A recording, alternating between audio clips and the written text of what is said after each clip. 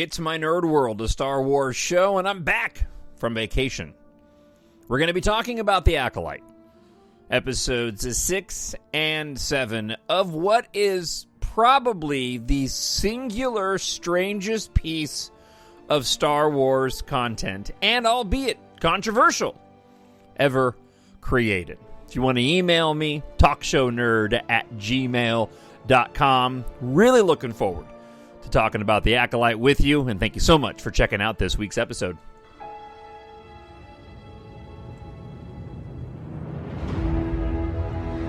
Nothing will stand in our way. I find your lack of faith disturbing. I will finish what you started. Who are you? I'm no one. There are stories about what happened. It's true. All of it. The Force. It's calling to you.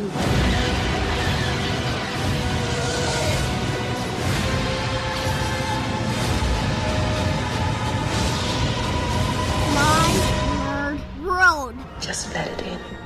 And welcome to It, a Star Wars show. I am your host, Jon Justice, and again, thank you so much for checking out this week's episode. Be sure to like and subscribe if you happen to be enjoying the show on YouTube, or make sure you follow and subscribe on whatever podcast platform that you are currently hearing this show from. We're going to be talking about The Acolyte, episodes 6 and 7. The final episode of The Acolyte will take place next week, and I have no idea how they were going to wrap up this show. Before I dive into that, there is one particular news item I want to talk about briefly, and then I'll get into my thoughts of The Acolyte and some thoughts from The Acolyte showrunner debunking one massive Sith Lord theory that's been out there for a couple of weeks regarding The Acolyte. But first, Something inside me has always been there. But now it's awake. And I need help.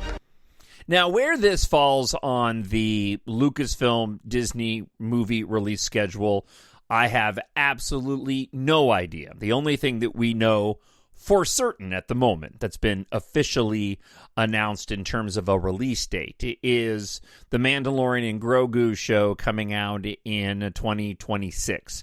We also know the production should be underway soon, assuming that script is done, for the Daisy Ridley-led post-Episode 9 Star Wars film. However, according to The Hollywood Reporter and several other outlets, Sean Levy's Star Wars movie is picking up some momentum. Lucasfilm has hired a screenwriter, Jonathan Trooper, to pen the script for the feature. This is according, again, to The Hollywood Reporter, and it has been confirmed. Now, the movie first came to light in November of 2022, but has been on the back burner while Levy completed work on this month's Deadpool and Wolverine film. Now, Trooper is a frequent Levy collaborator, penning the 2014 family drama This Is Where I Leave You, and writing the Mark Rosso-directed Netflix feature Kodachrome in 2017, which Levy produced. The Adam Project was their biggest project to date, with Ryan Reynolds standing as Netflix's number 3 original film of all time. And perhaps appropriately, the Adam Project featured a weapon that resembled a lightsaber. Now, Sean Levy told The Hollywood Reporter at the time that if there was any doubt about my fanhood of Star Wars and all things a galaxy far, far away, I've eliminated that doubt. Though he added that the weapon was not technically a lightsaber due to rights issues going back to the Adam Project, a movie that I quite a bit enjoyed. I've watched that movie a few times. Now, outside of his work with Levy, Trooper is known for creating the TV shows Banshee and Warrior and serving as the showrunner for Jason Momoa's series C. Levy has a full plate. It's unclear if and when the movie would get off the ground. In addition to the final season of Stranger Things, which he produces and directs episodes of, his name has been mentioned in connection with the Marvel Studios' next Avenger movie, though it's unknown if that will come to fruition. And again, Lucasfilm has not had a Star Wars feature in theaters since 2019's The Rise of Skywalker, instead building out its presence on TV and preparing for the Jon Favreau-directed next Star Wars movie, Grogu and the Mandalorian, or The Mandalorian and Grogu, which moves his Mandalorian TV show characters to the big screen. That is actually due in theaters on May 22nd, 2026. And we have no further details regarding Sean Levy's Star Wars movie. And like so many Star Wars projects, who knows if it's even going to go and come to fruition at this point. And I don't have, honestly, a lot of thoughts relating to his involvement with that film or not. His past work seems decent enough. The Mandalorian and the Mandalorian and Deadpool movie, the Wolverine and Deadpool movie, I'm interested in seeing. So we'll see how this shakes out and whether or not this movie actually ends up coming to fruition. It is still astonishing to me that, and I understand the reasons why, but that Lucasfilm has not put out a Star Wars film since 2019. I mean, it truly is incredible. And unfortunately, has been dogged with controversy relating to their live-action streaming show content, which is still dominating the conversation surrounding the ACOLYTE within the fandom. This is not going to go the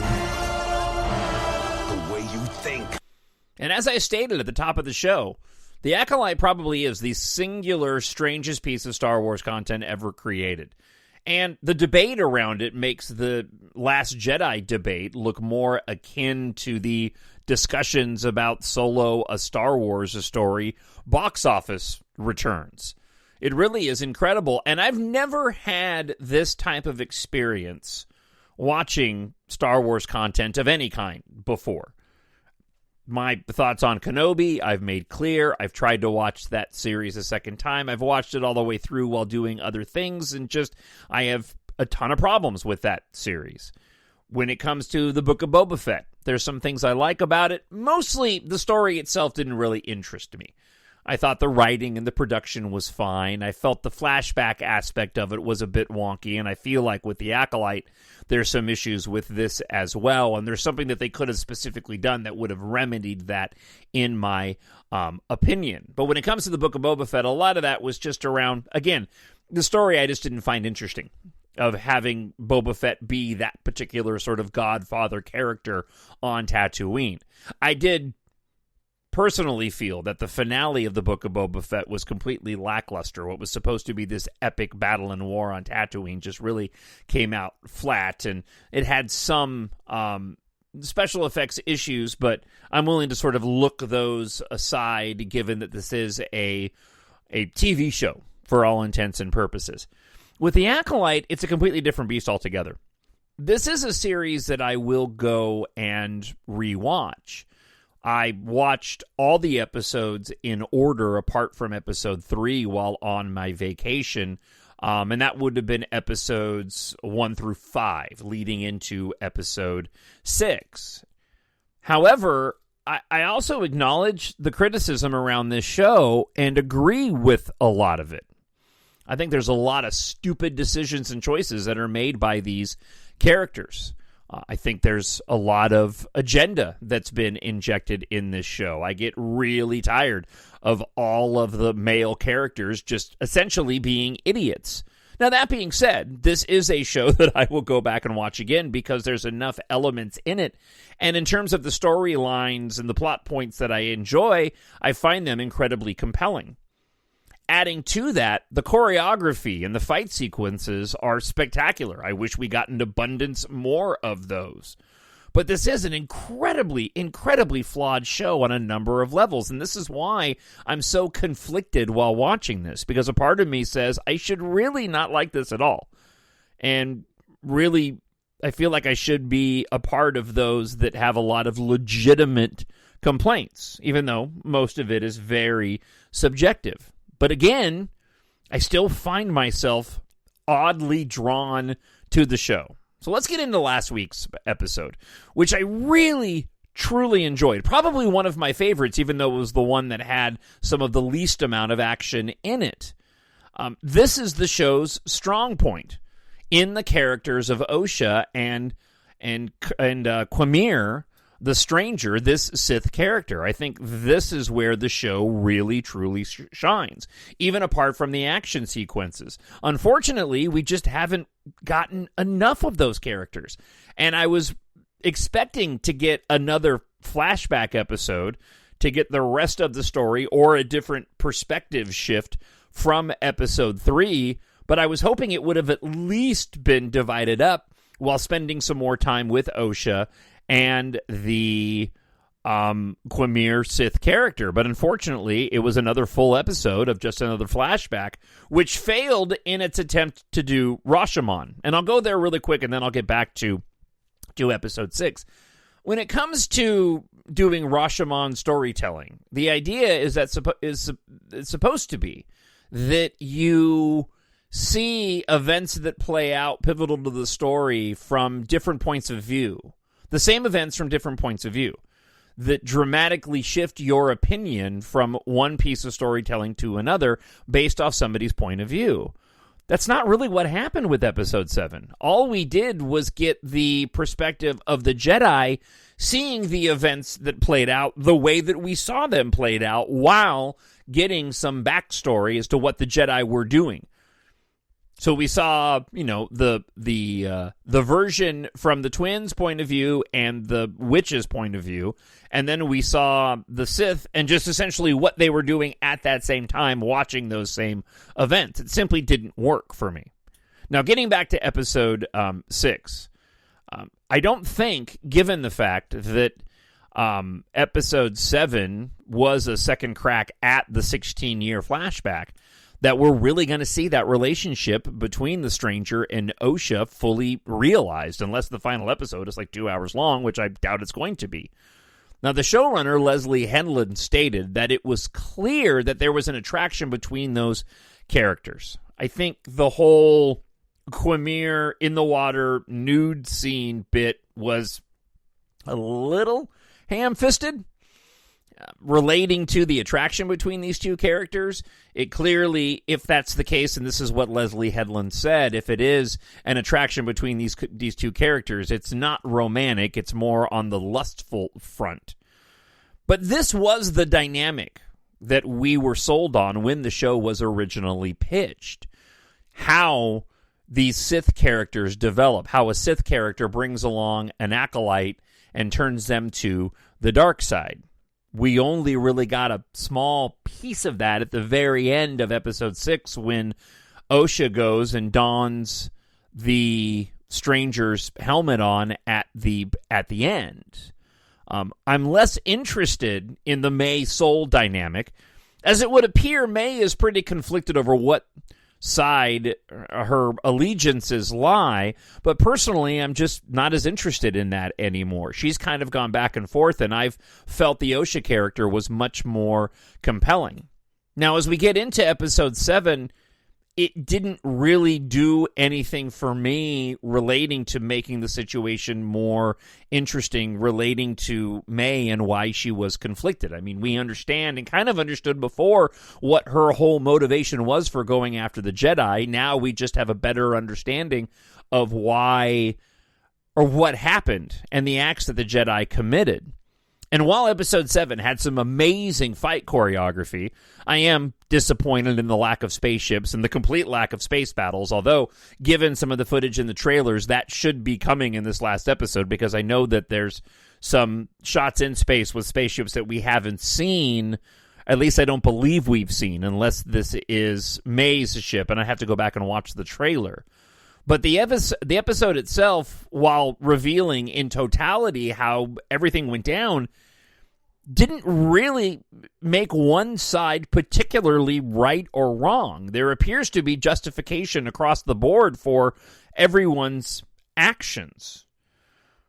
The pivotal moment when Mother Anastasia is being confronted by Soul. And he's there with the Jedi Corbijn, and you also have the mother Kirill, or Kirill, or whatever, however you pronounce her name. She makes the decision to go into thread force vapor in what I can only assume, because it wasn't really explained, was an attempt to protect May, who Soul thought was Osha. When she did her vaporizing powers, it makes sense that Soul was going to go and attempt to save the girl. That was the whole point of why he was there in the first place, was to go and save, essentially, Osha, which he had felt this connection to. And so I understood why he decided to lightsaber the vapor mist. I'm not exactly sure how the lightsaber was able to go and penetrate and take Mother Anastasia out of that particular moment as she's trying to vaporize herself and May. And of course, Soul in the moment thought it was Osha. So I thought that whole moment was weird. But then, Mother Anastasia explains to him, hey, I was going to let Osha go. In which case, I'm just wondering, why did Mother Anastasia make the choice to become Scary Vapor, putting Soul immediately on the defensive when he was going to let May go? That didn't make any sense. Mother Kirill committed what I thought was downright child abuse when she shoved May to the ground while violently urging her to go after her sister before she ends up ultimately possessing Kelnaka. And I have no clue how Jedi Master Indara ended up wiping out all the witches simply by removing Mother Kirill from Kelnaka. I didn't seem to understand and didn't think the story or the direction did a good job of connecting that apparently Mother Kirill, or Kirill Anastasia, was able to go and possess Kelnaka, the Wookiee, but it was also because of the actions of the other witches. None of that was ever explained in great detail, and I have to imagine that, considering that next week is the final episode, and I don't think we're going to be doing another flashback again, we're not going to get an answer as to why that happened. Now, when you get into the Jedi themselves, there was a lot of people that have been complaining that this just shows the Jedi are bad. This story is making the Jedi look bad and all that. And I don't have an issue with that personally. It shows the decision-making that this particular Jedi group had and decided to go and commit this cover-up of what actually took place in the witch's fortress. I don't think that's an indictment of the Jedi altogether.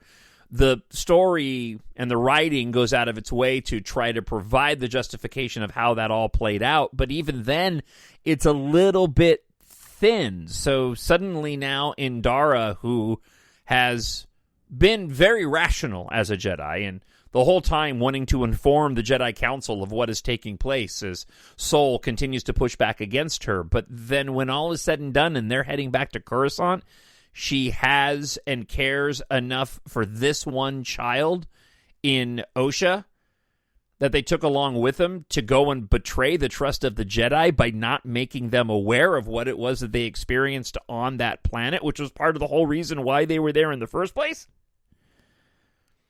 And on top of that, Corbin's whole I want to go home motivation just didn't make sense to me at all. He's a Jedi. This is what Jedi do. This is what he signed up for. Apparently, he'd never heard about the possibility of a vergence, and I won't go down the, sort of the lore of what that means in terms of Anakin being a vergence. I can only assume that we'll get some further explanation of that in episode 7. But his whole I want to go home motivation, to the point of going back to the fortress saying that this is how they're going to go home, that wasn't sold on me at all. Especially when they had this opportunity with Mother Anastasia going and influencing his mind and playing mind games with him. That, to me, should have been the catalyst of Jedi Corbijn wanting to get off that planet. That woman, this witch, got into my head. I don't want to be here anymore. And none of these events, the way they played out in the show, explain to me why that all would lead him to a 10-year, self-induced floating coma and then eventually committing suicide. So just leaves a few questions in my mind. But again, I'll go back to what I said before. I still really enjoyed the episode. I appreciate the linear storytelling, that we're telling one particular story. I am enjoying this particular High Republic time period more than I have before. The fact that it's not shackled to any other content is interesting, and I think that makes it entertaining. It moves at such a quick enough pace that I'm never bored, despite all of these different criticisms that I have. So, again, just a really bizarre, strange piece of content. And one thing that I find, I don't know, I say fascinating, interesting a lot, but I keep asking myself, we've had a change of directors relating to the theatrical releases, right? We switched out Colin Trevorrow. They switched out Colin Trevorrow to bring J.J. Abrams back from Episode 9. You had the duo that was pitched off of Solo, a Star Wars story. Ron Howard comes and takes over. You had the director that had the Boba Fett movie stripped away from him. I mean, you just have all these hosts of projects that have come and gone, and the lengths, coming in and doing so many reshoots for Rogue One. Kathleen Kennedy and Lucasfilm have gone out of their way to make sure that the content that they're producing is as best as it can be, and yet when it comes to the live-action streaming shows, there doesn't seem to be nearly as much concern for that.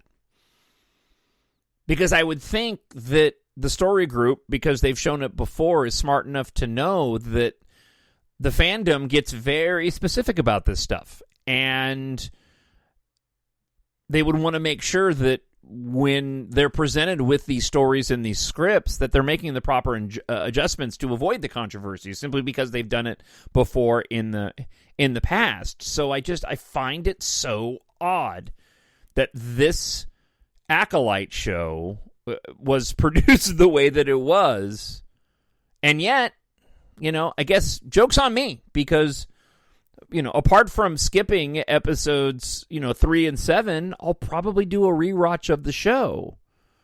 And honestly, in my opinion, the show would have been better if they had told it in chronological order. If they had started off with episodes 3 and 7 being 1 and 2, and then shown episodes 1, 2, 4, 5, 6, and whatever we get from 8, that makes a lot more sense to me. Because there weren't any real mysteries. I mean, we didn't know the totality of what took place on, I think it was Brendock, right? We didn't know the totality of what took place in the Witch's Fortress, and yet you could have told that complete backstory from both those perspectives, released 3 and 7 together as one initial opening episode, and I think it would have been enough to bring people back. And now you're seeing the story of these twins play out moving forward. But because they didn't do it that way, these other characters that we're enjoying in the older twins, and certainly the stranger, we have to sit on an entire episode in order to get back to what, in my opinion, is the better story. And and I'm hoping that in episode 8 we'll get this answer, but how does the stranger, the Sith character, align with what we saw in these two 16-year flashback episodes? And again, maybe we'll get this in episode 8, but that's the more compelling story. I would have preferred, and I don't typically like to go down this road of if I were doing it, but based off of what they've given us, to me, the focus has been in the wrong spot. I would have liked to have seen more of the through line between when May left after the destruction of her home in the Witch's Fortress and how she ended up hooking up with the stranger. And seeing her go through the training leading up to her going and tracking down the Jedi. I really want to love this show, but unfortunately, I'm forcing myself to look over a lot of these issues in order to do so. I guess it ultimately is to say this show could have been incredible, but it just missed the mark, even though I've been highly entertained. What do you think? I want to hear your thoughts on it. TalkShowNerd@gmail.com. Drop me an email, or if you happen to be, again, enjoying this on YouTube, like and subscribe, and leave me a comment there as well. I need someone to show me my place in all this. Again, Star Wars Santa, which is a channel I highly encourage you to go check out. He writes this, and this goes back quite a bit since, again, I was on vacation, so this would go back to like episode 5. And he says, I'm probably reading too much into it, but Sol asks Quamir, what are you? Not who are you? To which Quamir answers, I have no name, but the Jedi, but the Jedi, like you, might call me Sith. I'm wondering if Quamir might have answered correctly when he said, I have no name, not Sith, but the Jedi like to call names, so you might wrongly say Sith. We could find out that he's been studying other Mother Kirill. Maybe she's joined the Sith, maybe she hasn't. I'm anxious to find out. I'm anxious to find out how this whole thing plays out, Star Wars Santa, in Episode 8. Because unfortunately, again, leaving that great episode 6, and I really loved the dynamic of what we were seeing. It's a bummer we're not getting more. So maybe episode 8 will deliver and answer those questions. Mike Rotunda writes, you know what, John? I agree. I don't really like this, but I don't hate it. I think it would have definitely played better if it were shown in its entirety. And I think one thing that I'm planning on doing is I'm going to go back and I'm going to do exactly what I said. I'm going to watch these episodes in the order of making 3 and 7, episodes 1 and 2, and then watch all the rest once it's all out.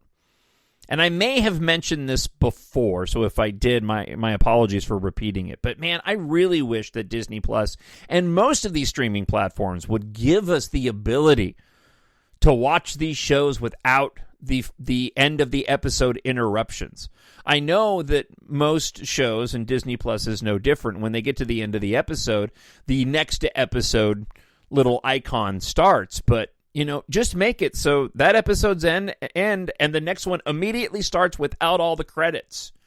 I'd pay an extra $5 a month if I were able to watch Ahsoka and have the one episode end and have the other one just immediately begin at the opening shot and just get rid of all of the logos and the intros beforehand. Lastly, friend of the show, SheVP, always love to hear from SheVP, writes, I'm not emotionally invested in this show at all. I just think it's boring. But I will say Manny Jacinto is killing it. That would be the stranger Quamir. I would love to see a Star Wars movie with him as the bad guy. He and Lee are hands down carrying this show, in my opinion. Have a great vacation, John. Thank you, I did. I had a fantastic vacation, and I absolutely agree with you. I think Manny Jacinto and that character, I think he's actually absolutely owned this show. Probably one of the reasons why I'll continue watching. And again, or while I go back and watch it again. The fight sequences were spectacular. I loved Jecki and was so disappointed when they killed her off. It kind of reminds me when my son Kyle read my first EMBARK book, and one of the characters that he loves, I'm not going to spoil it for anybody. Not that it really matters, but I'm still not going to spoil it. I end up killing off a pretty pivotal character, and he was so mad at me because he loved that character. And yeah, Manny Jacinto's doing an absolutely great job. And it's funny because Leslie Headland said that they actually did more with him because of what good a job he was doing after he got cast in the role, which makes me think that perhaps there wasn't going to be nearly as much focus on him, and unfortunately, by giving him more in the show, it's made us wanting more of that character. So I hope that episode 8 ends up being heavily focused on him. So before I wrap things up, I did have a chance to go to Disneyland, and I hadn't been back in about 9 years, and this was my first opportunity to go to Galaxy's Edge. I've done, dozens of different YouTube HD walkthroughs. I've watched those a bunch of people that just walk through Disneyland with their cameras and they just do their, day at the park kind of deals. Really enjoy watching those just because Disneyland is my favorite place on earth other than home. And my expectations, I guess I didn't really have high expectations for Galaxy's Edge because I'd seen so much of it. But I'll tell you, visiting Galaxy's Edge inside of Disneyland was absolutely incredible. And it was way, way more exciting than I had initially expected. The Imagineers at Disneyland and those in charge through Lucasfilm and the artists just did a fantastic job of crafting that land. My brother pointed out to me, because it hadn't really occurred to me, but he was right. The scale at which they produced in Galaxy's Edge was truly, truly incredible. In order to hide the surrounding city infrastructure in Anaheim, they had to really build out the park to make sure you couldn't see beyond it. And when you walk over to the Millennium Falcon and see the Star Wars themed infrastructure surrounding Smuggler's Run, it's massive. I was really, really impressed, and I wished that I had more time to spend in that part of the park. We went back there twice that day. When we first got into the park, we were there for rope drop, immediately went to Galaxy's Edge. And unfortunately, I meant to spend time looking at the sequel era A-Wing and X-Wing fighter, and just simply because we were trying to get on as many rides as possible, I didn't get a chance to. I did get the chance to go over and spend some time looking at the TIE Echelon, which was initially designed to be in Colin Trevorrow's Episode 9. I included it in my book 5, The Rocket Queen, EMBARK story, in which a part of the big chunk of the story, most of the story, takes place inside a post-apocalyptic Disneyland in the year 2192, where there's a group of survivors living inside of Disneyland that have maintained the park because they're living there, with the park, for good reason, having escaped the Armageddon that drove humanity off of Earth. And I included the TIE Echelon in some real pivotal moments in that story, including having some of the individuals living there retrofitting it to fly, even though it ends up falling apart because it's not built to do that. All that being said, I was just so completely impressed with the park. Rise of the Resistance, that ride is probably one of my favorite rides ever, next to, say, Pirates of the Caribbean, the classics, and the Haunted Mansion. From start to finish, that ride was truly, truly incredible. I never expected to be that impressed with a ride before. Smuggler's Run was okay. I honestly enjoyed more going in and seeing the interior of the Falcon and waiting in the line queue than the ride itself. Even though I was able to pilot the Millennium Falcon left and right with my nephew handling the up and down portion of it, the video game aspect of the ride, even though it was a simulation, I didn't enjoy nearly as much. I would much have preferred it be something closer to what Star Tours was, or is, which I did go on and loved going on Star Tours and got to see the new Ahsoka portions of that with the space whales. That was fantastic.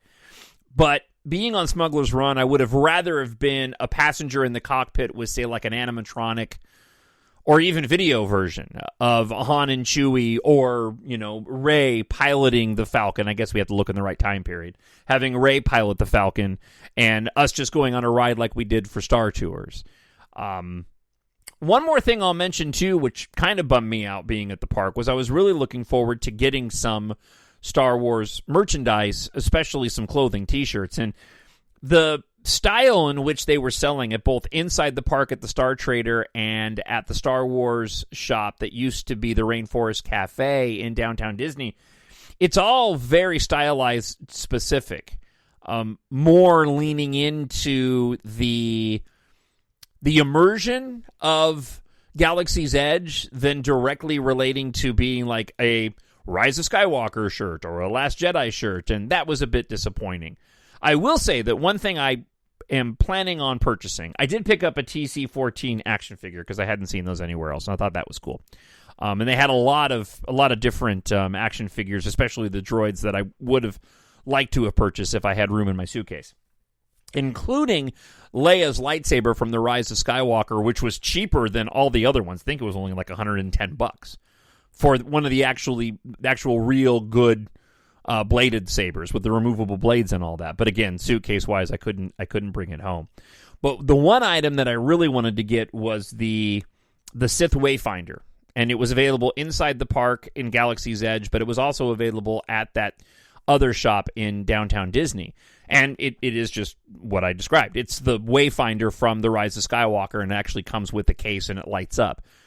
I just like to collect stuff from The Rise of Skywalker because I love that film so much, and they didn't make a whole lot of product for it. But alas, because I didn't have enough room in my suitcase, I was unable to get it. But I may have to look online. I haven't done that since I got home. All of that is to say that being in Galaxy's Edge really was a cool experience, and something that I can't wait to go back and do. An aspect of my Star Wars fandom that has grown in a way that I didn't expect it because of my enjoyment of being inside a Galaxy's Edge, and just what a fantastic job that they did. Listen, I'd pay the price of admission into Disneyland just to spend a day there and just walk around and look at everything they created. They just did an absolutely fantastic job. So listen, that wraps up the show for this week. As always, I want to hear from you, talkshownerd@gmail.com. If you're a reader of science fiction, I hope you'll take a moment and check out my EMBARK space opera series.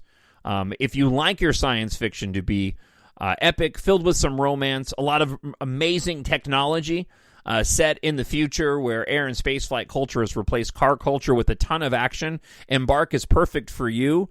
It's written for adults, but it's completely suitable for ages 11 plus.